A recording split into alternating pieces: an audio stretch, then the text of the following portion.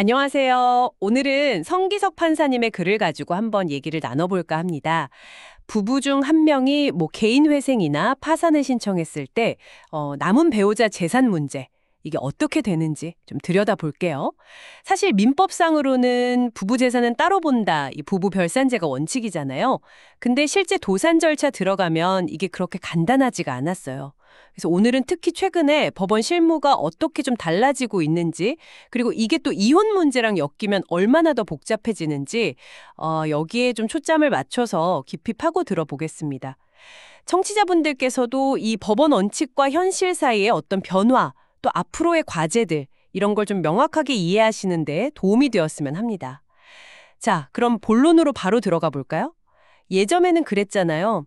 배우자 한쪽이 도산 신청 딱 하면 다른 배우자 이름으로 된 재산이라도 그 가치의 한 절반 정도?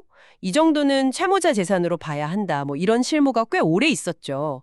이게 부부 별산제 원칙이랑 좀 안 맞는다. 이런 지적이 계속 있었고요. 네, 맞습니다. 바로 그 관행 때문에 이게 법 따로 현실 따로 아니냐 이런 비판이 꾸준히 있었죠. 그런데 최근 특히 2020년 이후에 서울회생법원을 중심으로 해서 아주 중요한 실무적인 변화가 있었습니다. 핵심은 배우자 명의 재산에 관한 실무 준칙, 이게 새로 만들어지고 또 회생위원 직무 편람이 개정된 건데요. 이게 가져온 변화가 상당히 큽니다. 아, 준칙이랑 편람이 개정됐군요. 구체적으로 어떻게 달라진 건가요? 우선 그 개인회생 절차부터 보면요. 예전처럼 그냥 배우자 명의라는 이유 하나만으로 재산의 절반을 청산가치에 그냥 기계적으로 더하지 않아요. 여기서 청산가치라는 건 이 사람이 지금 당장 파산했을 때 채권자들한테 나눠줄 수 있는 재산 총액, 이걸 말하는 건데요. 이제 핵심 기준은 채무자가 그 재산 형성에 실질적으로 얼마나 기여했는가 이겁니다. 아, 실질적인 기여도. 네, 소위 실질적 공유재산이라고 부를 수 있겠죠. 그러니까 이름만 배우자 앞으로 되어 있지 실제로는 같이 돈 모아서 사거나 아니면 그 재산 유지하는데 채무자의 어떤 기여가 들어간 재산, 그런 게 아니라면 원칙적으로 청산가치에 포함시키지 않게 된 겁니다. 그래서 법원에서 서류 보정하라고 요구하는 방향도 좀 달라졌어요. 예전에는 약간 아니요, 왜 배우자 재산 뺐어요? 이런 식이었다면 이제는 이 배우자 재산이 왜 청산가치 계산에서 빠져야 하는지 소명해보세요. 이렇게 요구하는 거죠. 입증의 방향이 좀 바뀐 셈입니다. 그렇군요.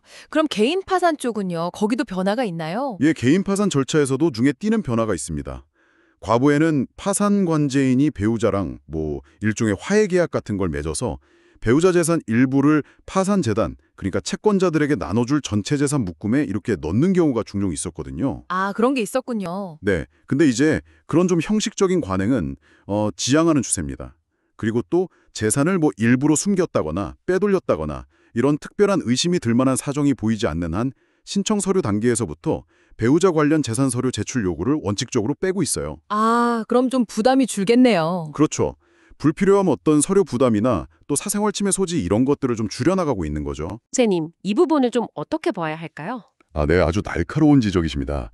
맞아요. 이혼할 때 그 재산 분할 문제, 이게 도산 절차랑 딱 만나면 정말 까다로운 쟁점들이 많이 생겨요. 여기서 가장 중요한 개념 중 하나가 바로 재산 분할 청구권입니다. 이건 이제 부부가 혼인 중에 함께 노력해서 만든 재산 있잖아요. 그걸 각자 기여한 만큼 나누는 권리를 말하는 거예요. 흔히 생각하는 그 위자료, 잘못에 대한 배상, 이거랑은 개념이 다릅니다. 아, 위자료랑은 다른 거군요. 네.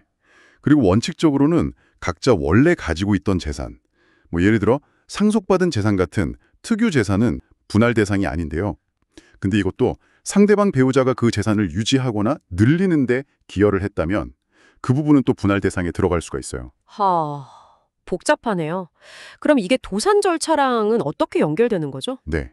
도산 절차와의 관계를 보면 주로 이제 두 가지 상황이 문제가 됩니다.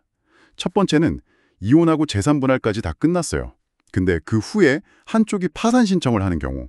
이때 만약 재산 분할로 넘겨준 재산이 본인 기여도에 비해서 너무 과도하다? 너무 많이 줬다. 이렇게 판단되면요. 그건 채권자들을 해치는 행위, 즉 사해 행위로 볼 수가 있습니다. 아, 사행이요? 네. 그래서 이 경우에는 파산 관제인이 그 재산 분할을 취소하고 다시 가져와라 이런 소송을 제기할 수 있어요. 결국 그 재산 분할이 당시에 합리적인 수준이었느냐 이게 관건이 되는 거죠. 그렇군요.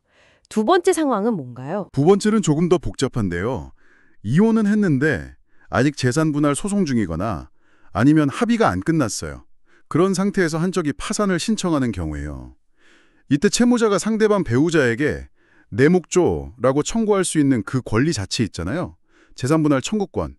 이걸 법에서는 그 사람에게만 속한 매우 개인적인 권리, 어려운 말로 일신전소권이라고 봅니다. 일신전소권. 네, 그래서 파산관제인이 채무자를 대신해서 야, 너 배우자한테 재산 분할 청구해. 이렇게 강제로 시킬 수는 없어요. 그 권리 행사를 강제할 수는 없다는 거죠. 아, 그럼 그냥 넘어가는 건가요? 그건 아니고요. 여기서 중요한 포인트로 뭐냐면 만약에 채무자가 스스로 청구를 하든 어떻게 하든 해서 재산을 받게 된다면 그 받게 될 재산이나 돈, 이거는 당연히 채무자의 재산이 되는 거잖아요. 그러니까 그건 파산재단에 포함시켜서 채권자들한테 나눠줘야 하는 겁니다. 아하, 권리 행사 가체는 강제 못하지만 그 결과로 받는 재산은 파산재단에 들어간다. 그렇죠. 정확합니다. 권리 자체와 그 권리 행사의 결과물은 구별해서 봐야 하는 거죠. 아, 들어보니까 확실히 최근 법원 실무가 그 부부별산제 원칙을 존중하는 쪽으로 크게 개선된 건 분명해 보이네요. 예전처럼 그냥 배우자 재산이라고 무조건 채무변제에 끌어들이던 그런 관행에서는 많이 벗어나고 있다는 점이 핵심인 것 같습니다. 하지만 여전히 이혼이랑 관련된 재산 분할은 이게 사안별로 기여도가 얼마냐, 또 이게 사회행위냐 아니냐 이런 걸 따져야 하니까 여전히 좀 복잡하고 까다로운 영역으로 남아있는 거고요. 네, 그렇습니다. 그래서 여기서 우리가 또 청취자분들께서 한번 생각해 볼 만한 지점은 이런 것 같아요. 지금 실무 준칙이나 편람이 개선돼서 배우자의 어떤 재산권 보호는 예전보다 강화된 측면이 있잖아요. 그런데 과연 법원이 명의신탁이라든지 이렇게 좀 교묘하게 숨겨진 채무자의 실질적인 재산을 얼마나 효과적으로 찾아낼 수 있을까? 이 문제가 남는 거죠. 아, 그렇죠. 그 탐지 능력의 문제. 네. 배우자의 정당한 재산권을 과도하게 침해하지 않으면서도 동시에 또 성실한 채권자들의 권리도 보호해야 하는 이 아주 어려운 균형점을 어디서 찾아야 할지 이게 앞으로도 계속될 숙제일 겁니다. 청취자 여러분이라면 이 균형점을 어떻게 맞춰야 한다고 생각하시는지요?